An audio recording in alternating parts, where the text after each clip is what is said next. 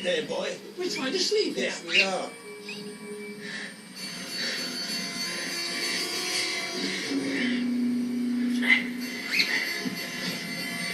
Mr. Managed.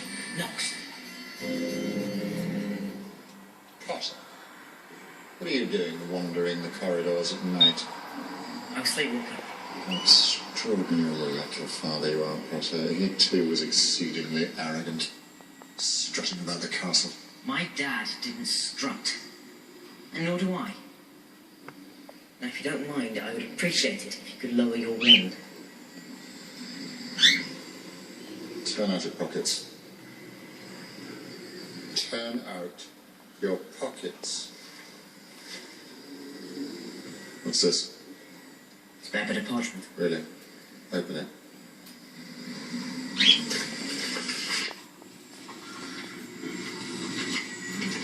Reveal your secrets. Read it.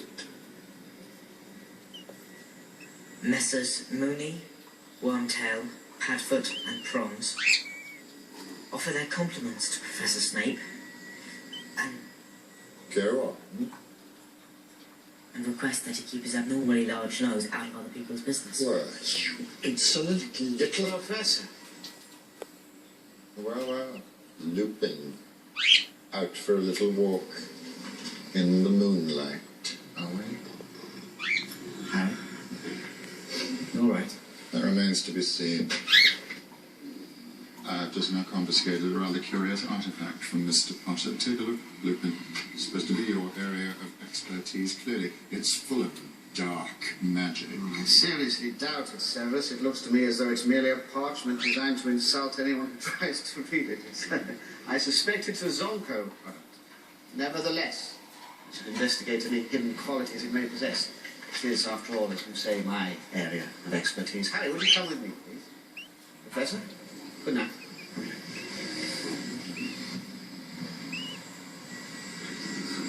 Are you deaf?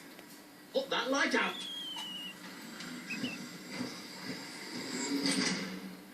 Come in. Now, I haven't the faintest idea, Harry, how this map came to be in your possession. But quite frankly, I am astounded that you didn't hand it in. Did it never occur to you that this, in the hands of Sirius Black, is a map to you? No. You know, your father never set much store by the rules either, but he and your mother gave their lives to save yours. And gambling their sacrifice by wandering around the castle, unprotected, with a killer on the loose, seems to me a pretty poor way to repay them.